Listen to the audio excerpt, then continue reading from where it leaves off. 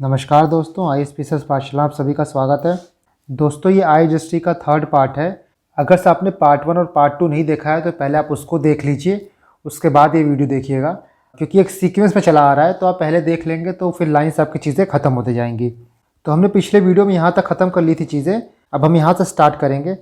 और आगे बढ़ने से पहले मुझे बहुत से कमेंट आ रहे थे कि सर आप ये कोर्स जल्दी ख़त्म कर दीजिए। तो देखिए, जल्दी मैं भी ख़त्म करना चाहता हूँ, बट कुछ कंस्ट्रेंट हैं, कुछ लिमिटेशंस है मेरी भी, क्योंकि मुझे अकेले काम करना है और बहुत चीज़ें पैरेलली चलती रहती हैं। वीडियो बनाना, एडिट करना, ट्रांसलेट करना, उसको फिर नोट्स बनाना, और ये सब काफ़ी टाइम टेकिंग प्रोसेस है।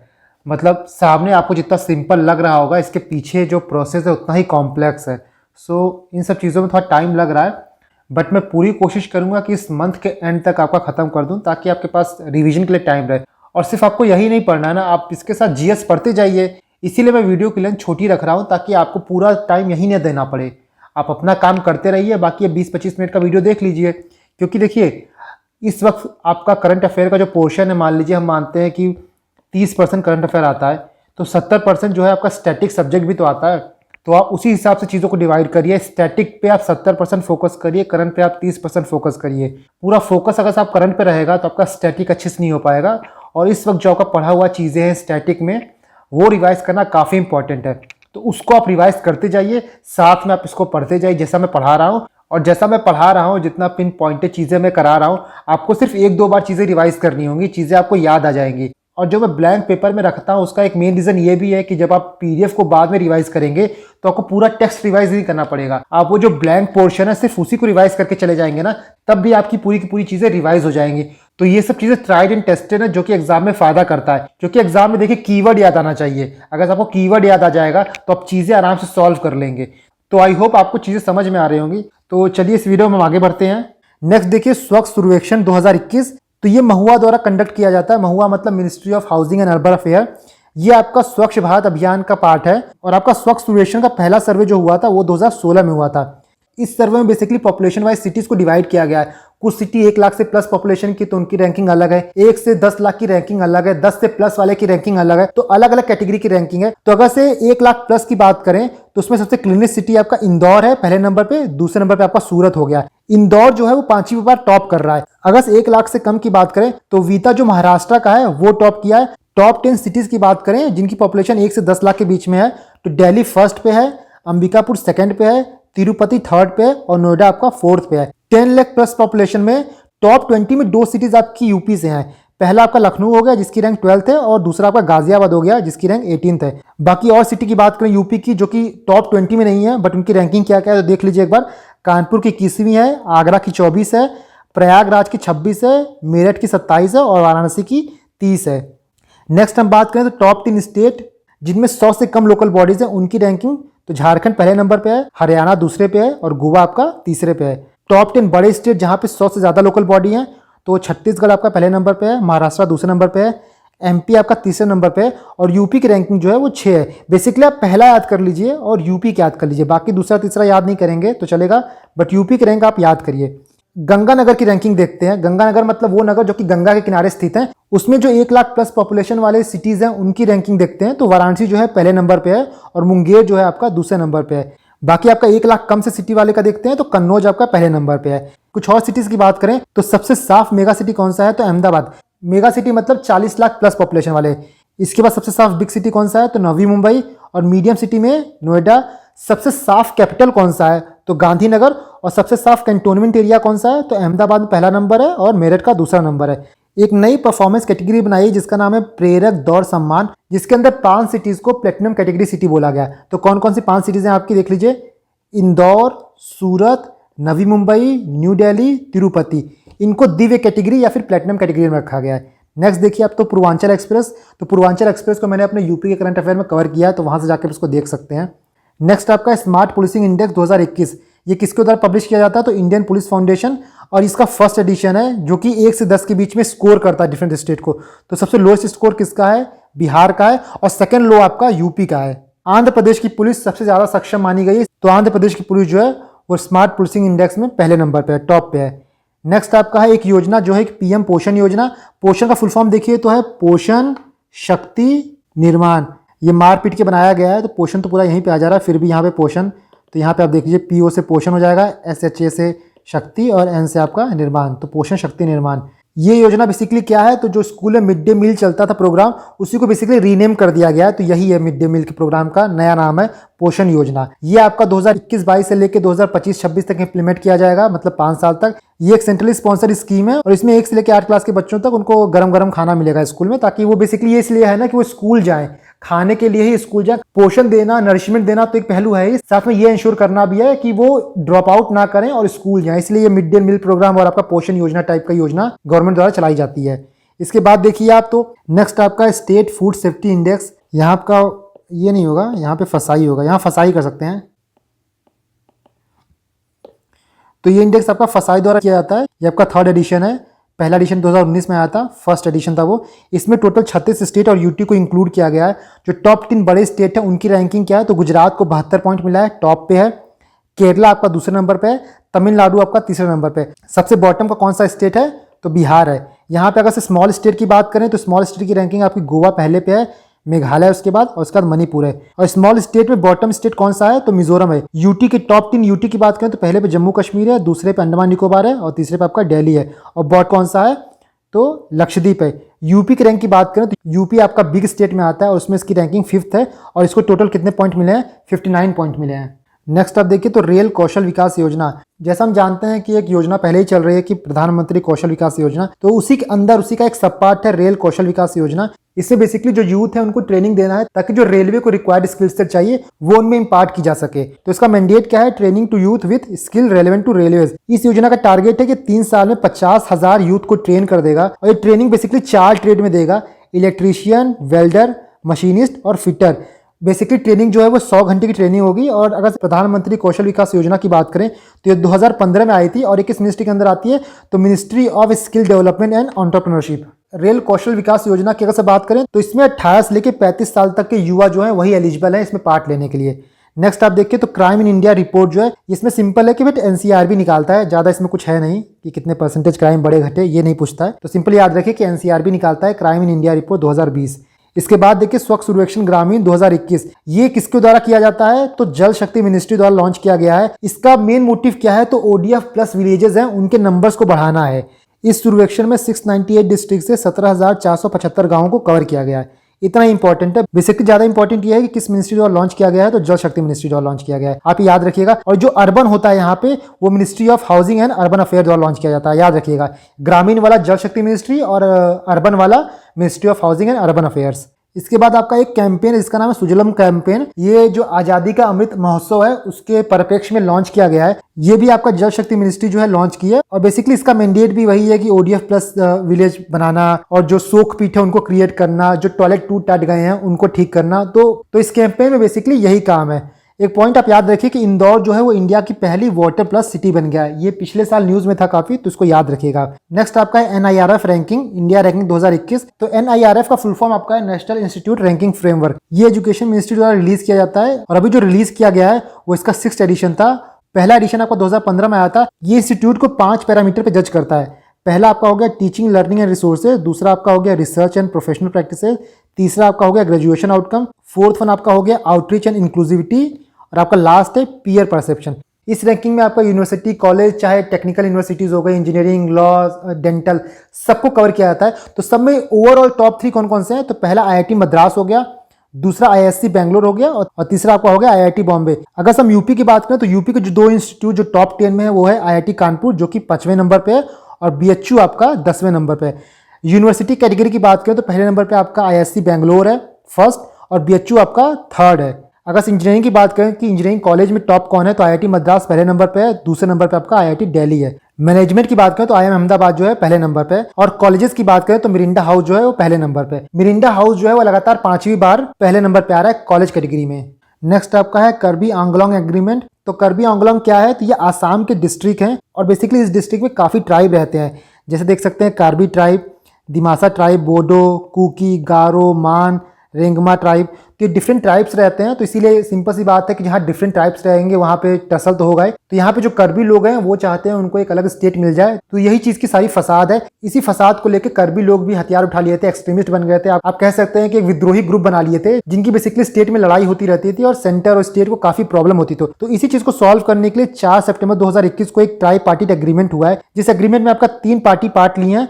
पहला स्टेट गवर्नमेंट जो कि असम की है, दूसरा सेंट्रल गवर्नमेंट में अमित शाह जी ने अपना भागीदारी दिया था, और तीसरा आपका KAAC है। KAAC मतलब कार्बी आंगलोंग ऑटोनोमस काउंसिल। ये काउंसिल बेसिकली आपका 6 शेड्यूल के अंदर बना हुआ है। जैसे आप कॉन्स्टिट्यूशन का 6 शेड्यूल पढ़ेंगे तो वहां पे ऑटोनोमस काउंसिल की बात की गई, तो उसी के अंदर ये KAAC काउंसिल बना हुआ है। जो एग्रीमेंट की बात देखी जाए तो मोटा मोटा ये बोला गया है कि ये एग्रीमेंट का जो मेन मोटिव है वो है नॉर्थ ईस्ट को इंसर्जेंसी फ्री बनाना, और वहां पे जो छुटपुट लड़ाइयां चलती रहती हैं उनको खत्म करना, जो एक्सट्रीमिस्ट हैं, जो विद्रोही लोग हैं, उनको मेन स्ट्रीम में इंक्लूड करना, और बेसिकली कार्बी रीजन को डेवलप करना। और उसके लिए गवर्नमेंट ने 5 साल में 1000 करोड़ खर्चा करने का वादा किया है। और ये भी कहा है कि जो लोग KAAC के अंदर नहीं आते हैं उनके लिए गवर्नमेंट एक कार्बी वेलफेयर काउंसिल सेटअप करेगी। इसके बाद आपका north east region district SDG index. तो ये इंडेक्स आपका नीति आयोग और ministry of development of north east region द्वारा मिलके बनाया गया है। देखिए, एक आपका स्टेट के लिए इंडेक्स होता है और एक आपका नॉर्थ ईस्ट के लिए अलग से इंडेक्स बनाया गया है, क्योंकि ये माना गया है कि नॉर्थ ईस्ट एक ऐसा रीजन है जिसको स्पेशल फोकस चाहिए, तो इसीलिए उसका एक अलग से इंडेक्स है। नॉर्थ ईस्ट में बेसिकली 8 स्टेट आते हैं, जैसा आप जानते हैं, अरुणाचल प्रदेश, आसाम, मणिपुर, मेघालय, मिजोरम, नागालैंड, सिक्किम और त्रिपुरा। रैंकिंग की बात करें तो ईस्ट डिस्ट्रिक्ट ऑफ सिक्किम जो है वो टॉप है, और आपका किफरे जो है वो लास्ट है।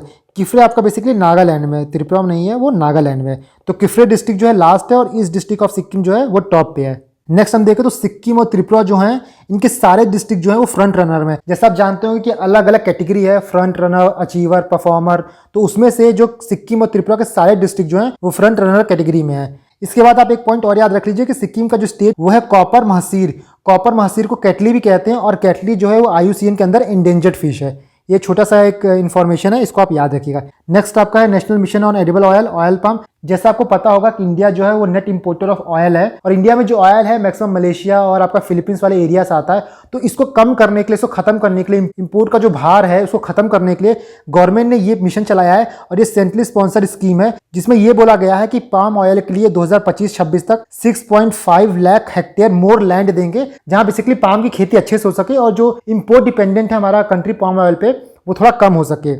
कुछ टारगेट रखे गए हैं। तो पहला टारगेट ये रखा गया है कि 2025-26 तक जो हमारा पाम ऑयल का प्रोडक्शन है उसको 11.20 लाख टन किया जाएगा, और 2029-30 तक 28 लाख टन किया जाएगा। बहुत ज़्यादा एम्बिशियस टारगेट है, बट अगर इसके आसपास ही पहुंच जाता है ना तो इंडिया के लिए बहुत फायदा होगा। इसके बाद देखिए Jallianwala Bagh centenary memorial park, जो कि 14 अगस्त 2021 को इनॉग्रेट किया गया था। किसके द्वारा? तो पंजाब के CM द्वारा किया गया था, और उस टाइम के जो CM थे कैप्टन अमरिंदर सिंह, उन्होंने इनॉग्रेट किया था। और ये कहाँ पे स्थित है? तो अमृत आनंद पार्क, जो कि रंजीत एवेन्यू में है, अमृतसर। तो यहाँ पे स्थित है। आप प्लेस का नाम याद रखिए, बेसिकली प्लेस इंपॉर्टेंट है। इसके बाद ज्यादा कुछ इंपॉर्टेंट इसमें है नहीं, प्लेस इंपॉर्टेंट है। इसके बाद देखिए तो प्रधानमंत्री उज्ज्वला योजना 2.0।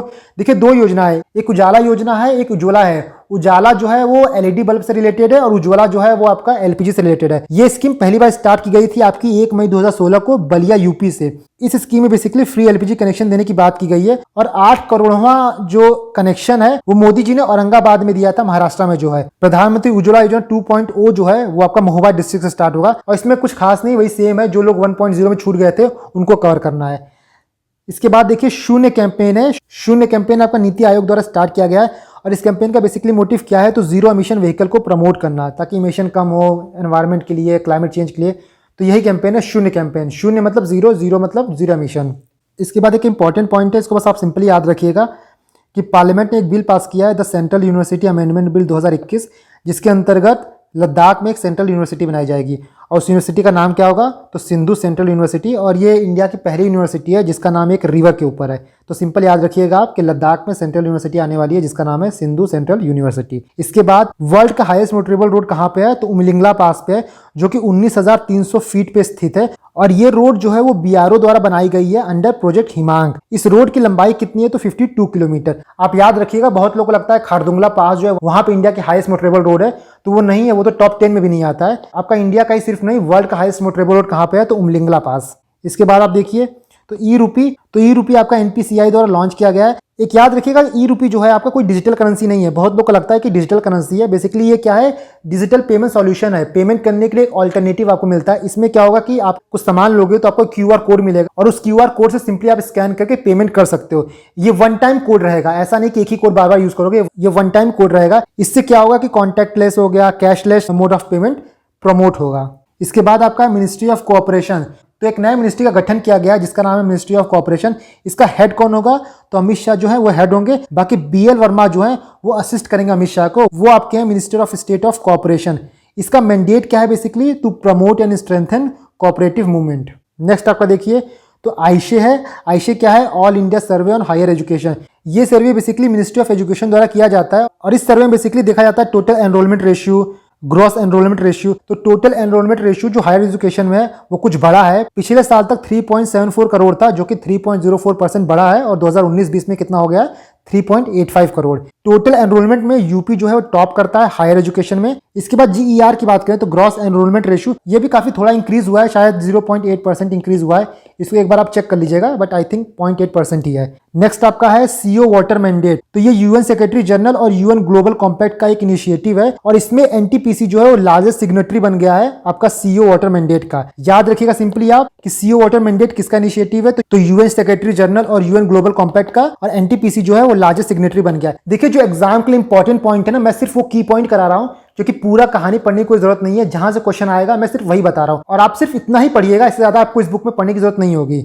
और अगर आप देखें तो सीओ वाटर मैंडेट है क्या, तो बेसिकली जो भी इंस्टीट्यूशन इससे अटैच्ड हैं उनको ये दिखाना है कि भाई वाटर का बहुत जुडिशियल यूज कर सकते हैं, बहुत सस्टेनेबल वे में यूज कर सकते हैं और अपने प्रोग्राम और पॉलिसी में उनको वाटर एजेंडा को एक क्रूशियल प्लेस देना है। इसके बाद एनटीपीसी द्वारा ही इंडिया का लार्जेस्ट सोलर पार्क जो है वो रन ऑफ कच्छ में सेटअप किया गया है। जैसे मैंने आपको पहले बोला था कि एक इंडिया का अलग से एसडीजी इंडेक्स आता है और नॉर्थ ईस्ट का अलग से आता है, तो ये इंडिया के बारे में। तो आपका थर्ड एसडीजी इंडेक्स इंडिया और डैशबोर्ड रिलीज हुआ है 2020-21। किसके द्वारा इंडेक्स रिलीज किया गया है, तो नीति आयोग द्वारा रिलीज किया गया। इसमें 16 सस्टेनेबल डेवलपमेंट गोल को लिया गया है, 115 इंडिकेटर को लिया गया है और 17 टारगेट को इनकॉर्पोरेट किया गया है। 4 कैटेगरी के स्टेट बनाए गए हैं जहां रैंक किया गया है। पहला स्टेट आपका एस्पिरेंट है, दूसरा परफॉर्मर है, तीसरा फ्रंट रनर है और चौथा आपका अचीवर है। याद रखिएगा कि केरला जो है वो टॉप किया है, हिमाचल प्रदेश और तमिलनाडु दोनों दूसरे नंबर पे है।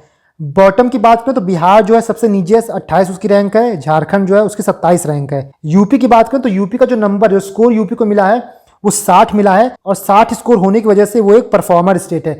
रैंकिंग की बात करें तो यूपी की रैंकिंग जो है वो है 22।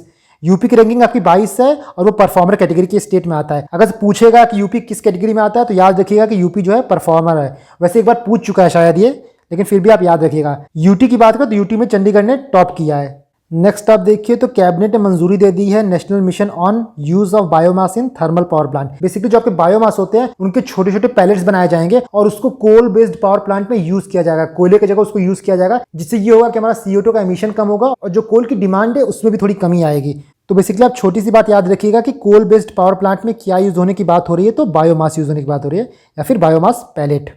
इसके बाद हम देखते हैं कि आज़ादी का अमृत महोत्सव इंडिया @75 क्या है। तो basically 75th anniversary of India independence है जो कि 15 अगस्त 2022 को मनाई जाएगी। तो 15 अगस्त 2022 से 75 वीक पहले ही मोदी जी ने साबरमती आश्रम से इसका इनॉग्रेशन कर दिया था, इसको लॉन्च कर दिया था। अगर आप एग्जैक्ट डेट की बात करें तो 12 मार्च 2021 को इसको लॉन्च किया गया है और ये आपका अगले साल तक चलेगा, मतलब 15 अगस्त 2023 तक चलेगा। आज़ादी का अमृत महोत्सव कैसे मनाया जाए, क्या काम किया जाए, इसी पर्टिकुलर टॉपिक पे विचार विमर्श करने के लिए मोदी जी की अध्यक्षता में 259 मेंबर्स की कमेटी बनाई गई है। और आज़ादी का अमृत महोत्सव का 5 पिलर कौन सा है, याद रखिएगा, काफी इंपॉर्टेंट है, कभी भी पूछा जा सकता है। पहला पिलर आपका फ्रीडम स्ट्रगल है, दूसरा है आपका आइडियाज @75, तीसरा अचीवमेंट @75, चौथा एक्शन @75 और पांचवा आपका है रिजॉल्व @75। इसके बाद हम कुछ इंपॉर्टेंट एक्ट्स, बिल्स और अमेंडमेंट्स की बात करते हैं जो कि पिछले वर्षों में हुए हैं। तो पहला आपका है डिफेंस एक्विजिशन प्रोसीजर 2020। इस प्रोसीजर में कुछ अमेंडमेंट किया गया है to promote make in India और आत्मनिर्भरता। इसमें यह कहा गया है कि कोई भी चीज़ें हम लोग बाहर से इंपोर्ट करेंगे, कोई भी डिफेंस इक्विपमेंट, तो एक्सेप्शनल केसेस में करेंगे। हम फर्स्ट प्रायोरिटी जो हमारे डोमेस्टिक मैन्युफैक्चरर हैं उन्हीं को देंगे। साथ ही एक इंटीग्रिटी पैक्ड बैक गारंटी है, उसको हटा दिया गया है। ये बेसिकली क्या है कि जो घरेलू उद्योग है अगर वो 100 करोड़ रुपए से ज्यादा अधिग्रहण करते हैं तो उनको ये बैंक की गारंटी देनी होती है, तो इसको हटा दिया गया है। नेक्स्ट देखिए आप निधि रूल्स 2014। इसे बहुत ज्यादा कुछ समझने का नहीं है, बस ये जान जाइए कि निधि जो है, निधि कंपनीज वो NBFC हैं। ये बेसिकली क्या करती है कि पैसा इकट्ठा करती है और अपने मेंबर्स जो है उन्हीं को लेंड करती हैं। और ये कौन रेगुलेट करता है, तो याद रखिएगा इसको ministry of corporate affair regulate करता है, ना कि आरबीआई। बहुत लोगों को कंफ्यूजन होती है कि आरबीआई करते हैं, बट नहीं, इसका ministry of corporate affair regulate करते हैं इनको। इसके बाद देखिए Delhi municipal corporation amendment bill 2022, ये एक्चुअली एक्ट बन गया है। और ये जो एक्ट है किसको अमेंड करेगा, तो एक्ट ऑफ 1957 को। बेसिकली क्या करेगा कि ये एक्ट जो है वो दिल्ली के 3 म्युनिसिपल कॉर्पोरेशन जो थे, जिनको 2011 में अलग अलग कर दिया गया था, उनको एक कर देगा। कौन कौन से corporation, north Delhi municipal corporation, south Delhi municipal corporation और ईस्ट दिल्ली म्युनिसिपल कॉर्पोरेशन। इसके बाद देखिए the criminal procedure identification bill 2022, ये रिप्लेस करेगा the identification of prisoner act 1920 को। इतना इंपॉर्टेंट नहीं है, बस सिंपली जान जाइए कि 1920 को रिप्लेस करेगा, क्योंकि आर्काइक लॉ है, काफी पुराना लॉ है। इसके बाद देखिए आप the constitution SC and ST order amendment act 2022, तो ये जो ऑर्डर है वो कॉन्स्टिट्यूशन SC ऑर्डर 1950 और कॉन्स्टिट्यूशन ST ऑर्डर 1950 को अमेंड करेगा। ये बेसिकली क्या करेगा कि झारखंड में जो SC और ST का लिस्ट है उनमें थोड़ी चेंजेस लाएगा। जैसे भोगता कमेटी जो है उसको SC से हटा के ST में करना है। और भी कुछ लोग जो ST में इंक्लूड हुए हैं वो देखिए देशवरी, गंजू, पटबंदी, रौत, पुरन और भी कुछ है, तो इंपॉर्टेंट ये याद कर लीजिए। इसलिए मैं ये बता रहा हूँ नाम, क्योंकि कई बार आ जाता है ना कि ट्राइब्स को मैच करने का, तो याद रखिएगा कि ये झारखंड में ट्राइब्स पाए जाते हैं। इसके बाद देखिए the constitution ST order amendment act 2022, ये आपको कॉन्स्टिट्यूशन ST ऑर्डर 1950 को अमेंड करेगा। यहाँ पे लिख लीजिएगा 1950 को अमेंड करेगा। इसमें क्या होगा कि कुछ सर्टेन कमिटीज जो त्रिपुरा की है उनको ST में इंक्लूड किया जाएगा। जैसे आप देख सकते हैं डारलोंग कमिटी जो है उसको कुकी ट्राइब का एज अ सब ट्राइब माना गया है, ठीक है। इसके बाद देखिए the constitution SC and ST order second amendment bill 2022, ये यूपी के जो 4 डिस्ट्रिक्ट है, चंदौली, कुशीनगर, संत कबीर नगर और संत रविदास नगर, यहाँ की जो गौंड कमिटी है उनको SC स्टेटस देने के लिए है। नेक्स्ट आपका है the farm law repeal bill, ये एक्ट ही बन गया है। ये कब पास किया गया था, तो 29 नवंबर 2021 को पार्लियामेंट पास की थी और प्रेसिडेंट इसको 30 नवंबर को एसेंट दे दिए थे। ये बेसिकली जो 3 फार्म लॉ थे उनको रिपील करने के लिए है। इसके बाद आपका 105 कॉन्स्टिट्यूशनल अमेंडमेंट एक्ट, ये अमेंडमेंट एक्ट किस लिए था, to restore state power to identify socially and educationally backward classes. इसके साथ ही हम कुछ और अमेंडमेंट देख लेते हैं, क्योंकि मैच द कॉलम में आ जाता है। तो 101 था GST से रिलेटेड, 102 था national commission for backward classes को कॉन्स्टिट्यूशनल स्टेटस देने से रिलेटेड, 103 था आपका इकोनॉमिकल वीकर सेक्शन को 10% रिजर्वेशन से रिलेटेड, और 104 में आपका जो SC और ST थे उनकी रिजर्वेशन लोकसभा और असेंबली में बढ़ा दी गई थी, साथ ही एंग्लो इंडियंस की रिमूव कर दी गई थी। तो 101 से लेकर 105 तक याद रखिएगा, कभी भी ये हो सकता है कि मैच द कॉल में पूछ ले। इसके बाद देखिए plastic waste management amendment rule 2021, इसमें कहा गया है कि जो सिंगल यूज प्लास्टिक है उनको बैन करना है। आप मुझे ये कमेंट करके बताइए कि कब तक इंडिया का टारगेट है कि सिंगल यूज प्लास्टिक को बैन करना है। तो दोस्तों अगर आप बुक से मिलाएंगे तो यहाँ पे आपका डिस्ट्रिक्ट घटना चक्र का 50 पेज कंप्लीट हो चुका है। मतलब हम बात करें तो 1/4 बुक आपकी कंप्लीट हो चुकी है। देखिए बहुत ज्यादा टाइम लगेगा नहीं, क्योंकि कुछ आगे जाके कुछ छोटे छोटे टॉपिक्स जैसे बुक्स ऑथर्स के नेम हो गए, मिलिट्री एक्सरसाइजेस हो गए, तो ये सब चीजें ना सिंपली बतानी है, इसमें कुछ समझाना नहीं है। इनको अगर आप घटना चक्र से भी पढ़ेंगे तो वहां समझ में आ जाएगा, क्योंकि वहां पे हिंदी इंग्लिश इतना कुछ इशू नहीं है। तो दोस्तों अगर आपको इस वीडियो से फायदा मिलता हो तो इस वीडियो को आप लाइक करिए। Your appreciation is my motivation. तो आप इस तरह मेहनत करते रहिए। Thank you and God bless you all.